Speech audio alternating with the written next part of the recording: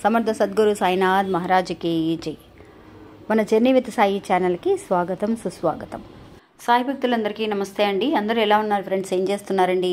ఈరోజు వీడియోలోకి వెళ్లే ముందు బాబా గారి ఆశీస్సులు మీ అందరికీ దొరకాలని మనస్ఫూర్తిగా కోరుకుంటున్నాను. ఇంకా ఈరోజు బాబా ఏమంటున్నారు అనంటే, బిడ్డ, నువ్వు ఒక సమస్యతో బాధపడుతూ ఉన్నావు తల్లి. ఆ సమస్యకి కారణం ఏంటి అనంటే, నువ్వు ఉంటున్న ఇంట్లో నీ బెడ్రూమ్లో మంచం కింద ఉన్న ఈ ఒక్క వస్తువుని కనుక నువ్వు వెంటనే తీసి బయట పడవేయగలిగితే నిజంగా నీ ఇంటికి ఉన్న అరిష్టం కానీ, దరిద్రం కానీ, ఏదైతే ఒక నెగిటివ్ వైబ్రేషన్ ఉందో అదంతా కూడా వెంటనే వెళ్ళిపోతుంది అని చెప్పి బాబా ఈరోజు మంచి ఒక సందేశాన్ని పంపిస్తున్నారండి. ఎందుకు బాబా ఇలా అంటున్నారు అనే విషయాన్ని ఈరోజు వీడియోలో పూర్తిగా తెలుసుకుందాం. ఇంకా వీడియోలోకి వెళ్ళడానికి ముందుగా మన ఛానల్ని ఎవరైతే కనుక కొత్తగా చూస్తున్నారో వాళ్ళు ప్లీజ్ సబ్స్క్రైబ్ చేసుకోండి ఫ్రెండ్స్. మీకు వీడియో నచ్చితే కనుక ఒక చిన్న లైక్ చేసి సపోర్ట్ చేయండి. మీ ఫ్రెండ్స్ అందరూ కూడా షేర్ చేయండి.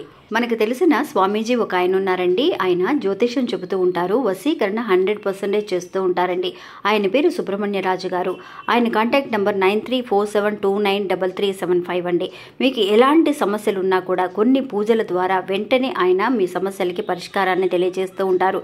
అంతేకాకుండా ఆయన చెప్పింది చెప్పినట్టుగా జరుగుతూ ఉంటుంది. ఒక్కసారి ఆయనకి కాల్ చేయండి. ఇంకా వీడియోలోకి వెళ్దామండి.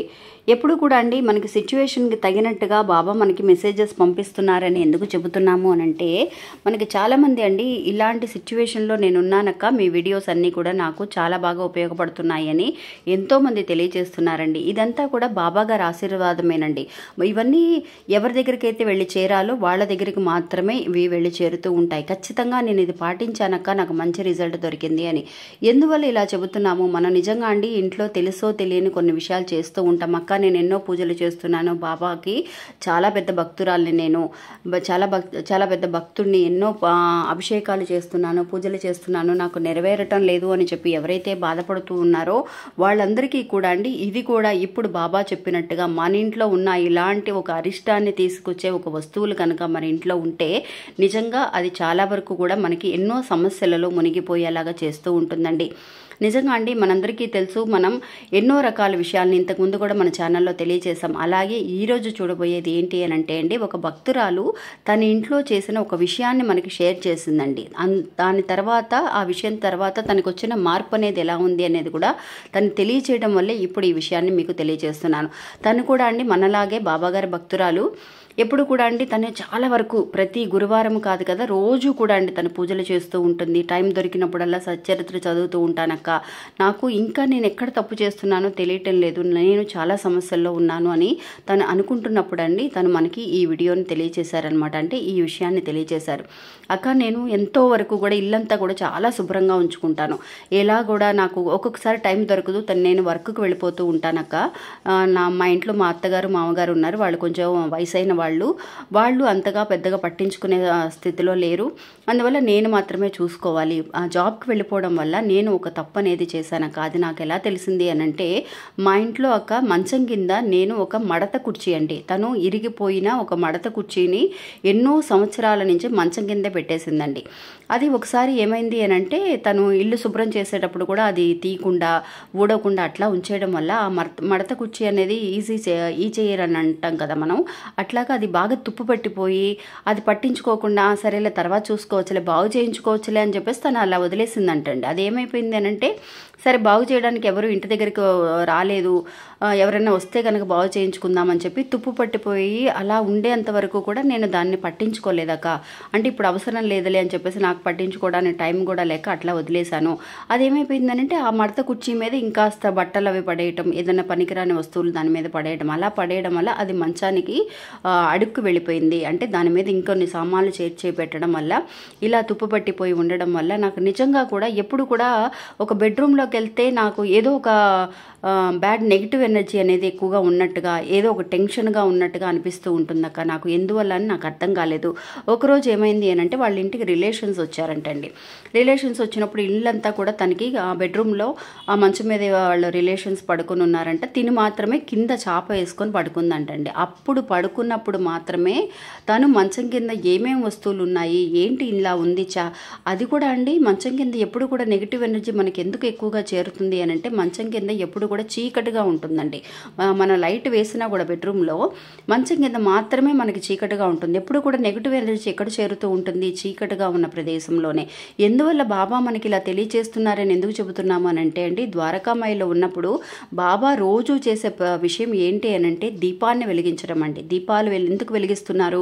నెగిటివ్ ఎనర్జీ అంతా కూడా పోయి మన కర్మఫలాలు తగ్గటం కోసం, ఒక పాజిటివ్ ఎనర్జీ కోసం దీపారాధన చేస్తూ ఉంటారు. అలాంటిది ఎక్కడైతే చీకటిగా ఉంటుందో అలాంటి ప్రదేశాల్లో మనం పెద్దగా పట్టించుకోము. అంటే మంచం కింద, బీరువా కింద అట్లాగా మనం ఎక్కువగా అది క్లీన్ చేస్తున్నామా అనంటే కొంచెం డౌటే అనమాట. అలా ఆ రోజు నేను చాప వేసుకొని కింద పడుకున్నానక్క. పడుకున్నప్పుడు నాకు మంచం కింద ఇలా కనిపించింది. అయ్యో ఏంటి ఇది ఇట్లాగా ఉంది ఏంటా అని కూడా మర్చిపోయాను. అప్పుడు తీసి చూస్తే అది పూర్తిగా తుప్పు పట్టిపోయి చాలా వర్స్ట్గా అయిపోయిందక్క. నాకు చాలా వరకు కూడా బాధ అనిపించింది. అప్పుడు అది తీసేసి బయట ఎవరికో ఇంకా పాత సామాన్లు వాళ్ళకి వేసేసానక్క. ఇది నేను అప్పుడే చేసి ఉండాలి.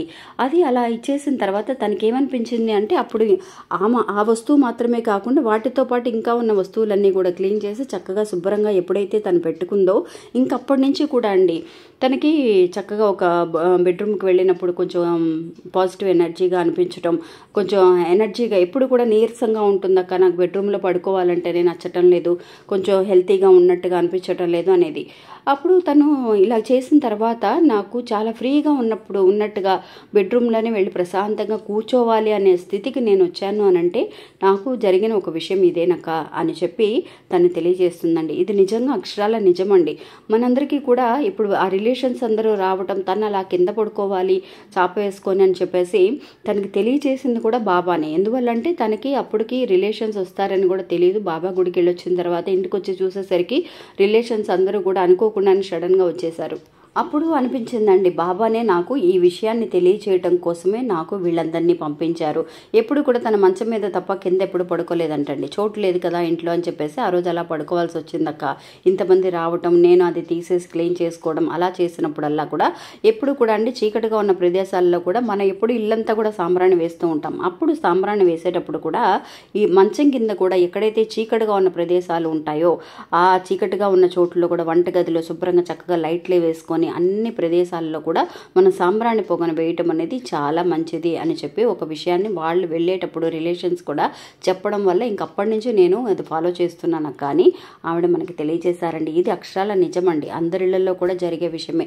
ఇప్పుడు ఎవరైనా సరే అలాంటి ప్రాబ్లంలో అలాంటి విషయాలను మర్చిపోతే కనుక చక్కగా తీసి శుభ్రం చేసుకొని చూడండి ఫ్రెండ్స్. ఇన్ని రోజుల నుంచి మీ సమస్య తీరకపోవడానికి కారణం ఏంటి అనేది కూడా ఒకవేళ ఈ కారణమై కూడా ఉండవచ్చు అనేది బాబా మనకి తెలియజేస్తున్నారండి. ఇంకా ఇది అండి ఈరోజు మన వీడియో. ఈ వీడియో కూడా మీ అందరికీ ఎంతో నమ్మకాన్ని, ధైర్యాన్ని ఇస్తుందని అనుకుంటున్నాను. నచ్చితే కనుక ఒక చిన్న లైక్ చేసి సపోర్ట్ చేయండి. మీ ఫ్రెండ్స్ అందరికి కూడా షేర్ చేయండి. మళ్ళీ మంచి ఇంకొక వీడియోలో మళ్ళీ కలుస్తాను. అంతవరకు సెలవు. నమస్తే. ఓం సాయిరామ్.